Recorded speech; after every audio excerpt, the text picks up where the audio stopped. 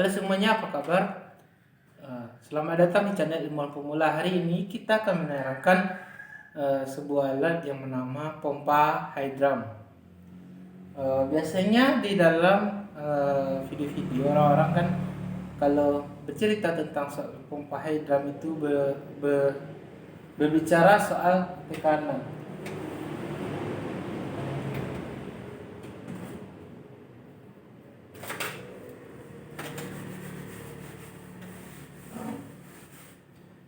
Oke, apabila tekanan apabila tekanan menurun masuk ke dalam pompa high drum, seperti yang teman-teman lihat di depan saya ini, itu tabungnya itu cukup panjang.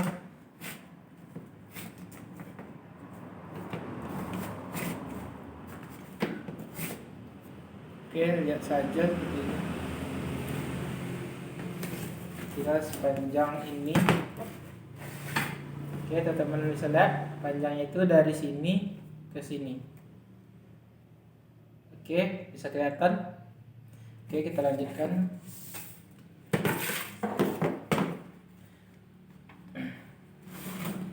Tekanan air yang menurun, dia masuk pada pipa bagian ini. Jangan lihat pipa sekelilingnya ini hanya sebagai penyangga agar pipa ini dapat berdiri di atas meja ini. Jadi pipa sekeliling ini hanya berfungsi sebagai penyangga saja. Oke, jadi kita imajinasikan bahwa air masuk di sini. Oke, kemudian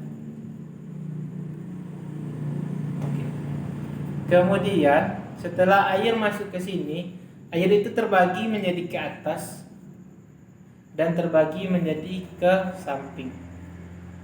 Oke, sudah logika teman-teman sudah masuk. Untuk bagian pompanya ini sendiri, pada bagian atas kita memberikannya dop. Jadi bentuknya seperti ini. Bentuknya itu seperti ini.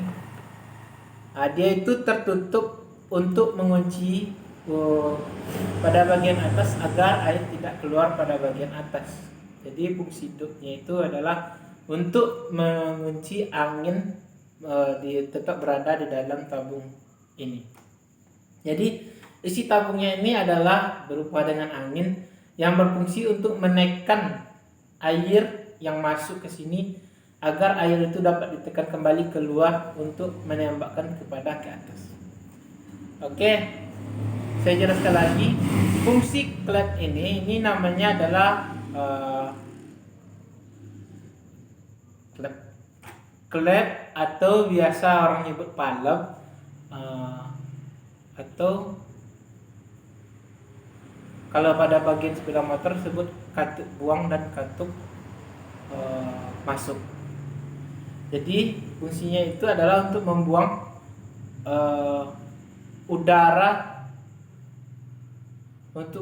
udara yang terdapat di dalam sebuah air. Jadi dia dibuang keluar melalui Indonesianya itu outlet ini, melalui palepnya ini.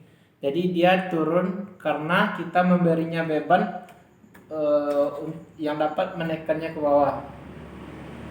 Jadi bebannya itu dapat bermacam-macam, bisa baut atau seperti ini, bisa juga kita menggunakan semen, kita buatkan bulat, bisa bermacam-macam.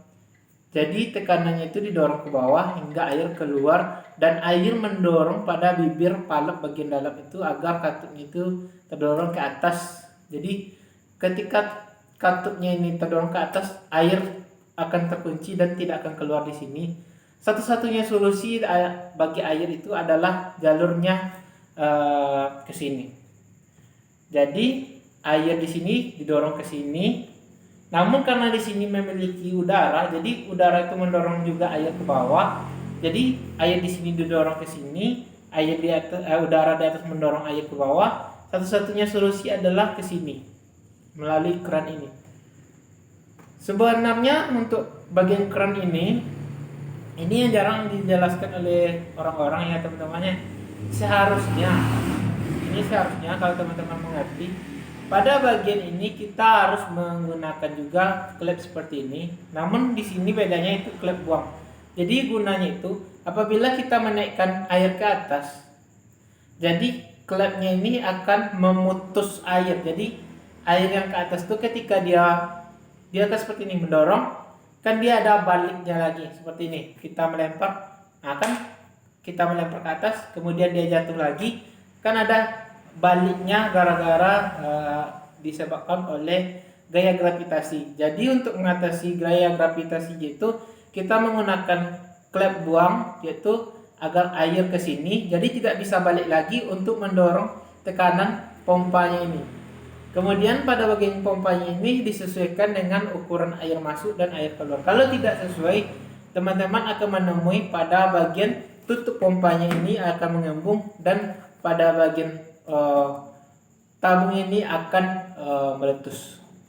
Itu sering terjadi pada teman-teman pemula yang membuat pompa hidrolik ini secara pemula atau belum ada uji coba sebelumnya. Jadi mungkin hanya seperti itu saja. Ini cuma sederhananya. Nanti kita gali lagi yang lebih dalamnya itu, yaitu ukurannya yang lebih besar, atau setidaknya berapa kemiringan lereng, berapa tekanan air di dalam sebuah selokan untuk mendorongnya ini. Kan kita bisa menghitung kekuatan airnya itu, debit airnya itu berdasarkan ukuran, lebar, kecepatannya, kan bisa kita ukur untuk menentukan berapakah debit air yang masuk untuk mendorong hidramnya ini. Nah, juga kemiringan lereng masuk, juga kemiringan untuk naiknya. Biasanya pompa hidram ini biasa diletakkan oleh orang di dalam pertemuan bukit itu, apa namanya, lembah. Di antara pertemuan bukit itu lembah, jadi biasa letakkan di sana untuk mendorong air dari satu bukit yang menurun ke bukit yang lain yang lebih tinggi. Jadi pompa hidram ini biasa digunakan oleh orang-orang untuk keperluan seperti itu.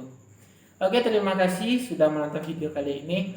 Nanti kita akan coba menghitungnya, karena kita sudah punya pompa tulis juga. Nanti kita coba hitung, namun untuk kali ini saya cuma akan menunjukkan bentuk prototipenya secara